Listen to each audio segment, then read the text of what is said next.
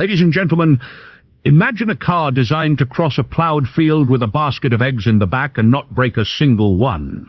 In a world chasing chrome, fins and horsepower, this little French contraption arrived like a polite slap in the face of common sense. The Citroën 2CV of 1959 looked less like a car and more like a promise that even the humblest road could belong to everyone. The story of the 2CV begins in France in 1936, under the calm but stubborn leadership of Citroën's Vice President of Engineering, Pierre-Jules Boulanger. France was still deeply rural. Millions of people lived in villages, moving by foot, bicycle or horse cart. Cars were expensive, delicate and useless on muddy farm tracks. Boulanger didn't want a luxury toy, he wanted liberation on wheels. His internal brief became legendary. The project, codenamed TPV, Toute Petite Voiture or Very Small Car, had to carry 2 farmers and 50 kilograms of potatoes at 60 kilometers per hour across a plowed field without breaking a basket of eggs. That wasn't poetry. It was an engineering order. The suspension had to be so gentle that breakfast survived agriculture. The team behind the miracle included André Lefebvre, a former aviation engineer who treated airflow and weight like sacred laws, and Flaminio Bertoni, an Italian sculptor who gave the car its strange, friendly face. Over 250 prototypes were built before the Second World War. They were so radical: aluminum bodies, 1 headlamp, skeletal frames, that when Germany invaded France, Citroën hid or destroyed almost all of them to prevent capture. A few survived in barns like forbidden fruit. After the war, France was broken, steel was rationed and hope was expensive. Citroën revived the project in steel and unveiled it in 1948. Journalists laughed. One asked if it came with a can opener, another wondered if it had been designed by a plumber during a blackout. But farmers, postal workers and provincial families saw something else: independence. By 1959, the 2CV had already been on the road for a decade. Europe was flirting with fins and muscle, yet this car remained gloriously skeletal, with a fabric roof, exposed hinges, wire-thin doors and an engine that sounded like a sewing machine having an existential crisis. Still, it had become one of the most consequential automobiles in European history. It was no longer just a car, it was a social instrument.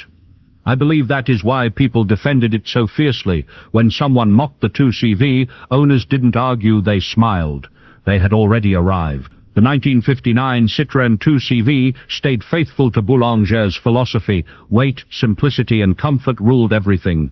Under the tiny hood lived an air-cooled, horizontally opposed 2-cylinder engine mounted at the front. Depending on the market, buyers received either a 35 cubic centimeter unit with about 9 horsepower, or the newer 42 cubic centimeter version producing roughly 12 horsepower. Power flowed through a 4-speed manual gearbox straight to the front wheels, a radical choice for a mass-market car of the era.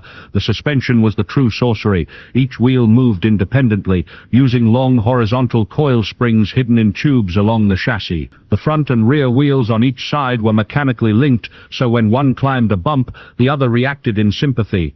The result was a ride so compliant that rough ground felt like a bad memory rather than a threat. This was the egg test made real. Braking came from inboard front drums and rear drums with rack and pinion steering. The body measured about 12 feet 3 inches in length, 4 feet 10 inches in width and 5 feet 3 inches in height, with a wheelbase of 7 feet 9 inches. Weight hovered around 1,250 pounds or about 570 kilograms. The 4025 version could reach around 65 miles per hour or 105 kilometers per hour under ideal conditions, while sipping fuel at roughly 50 to 60 miles per gallon. The layout was front-engine, front-wheel drive, 4 seats and a rollback fabric roof. Body panels were bolted, not welded. Seats hung like hammocks. The roof could carry ladders, pipes, even timber. There was no radiator to freeze in winter, and the entire engine could be removed in under an hour. Compared to rivals like the Fiat 500 or Volkswagen Beetle, the 2CV was slower and noisier. But on broken roads it glided like a philosophical argument. What I liked the most is that it never pretended to be anything else. It did not promise speed, it promised arrival. The Citroën 2CV never tried to be beautiful in the traditional sense. It aimed to be honest. Every curve, every bolt, every wrinkle in its body was there because it had a job to do. Flaminio Bertoni shaped it like a friendly animal, something that looked alive even when parked. The thin doors felt like cardboard, the roof rolled back like a picnic blanket, and the windows flipped upward as if the car itself wanted fresh air.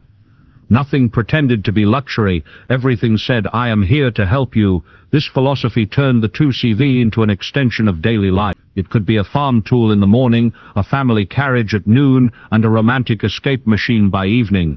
What I liked the most is that it never judged its owner.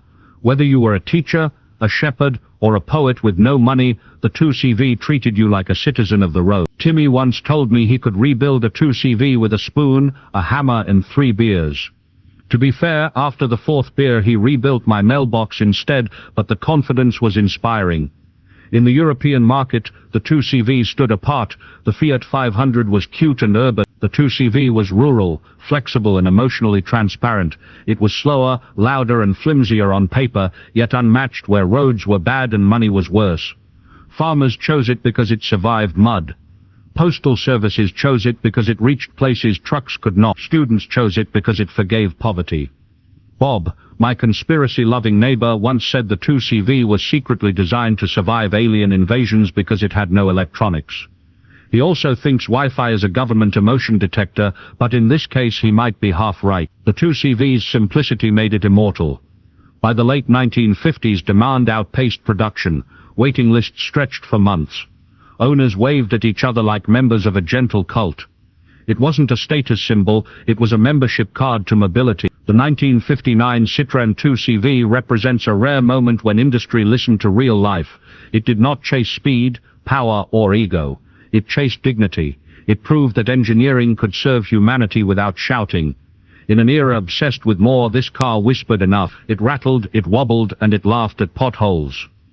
Yet it carried nations out of isolation.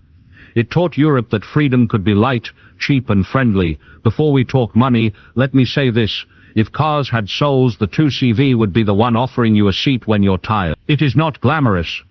Today, original prices were modest, built for people who counted coins.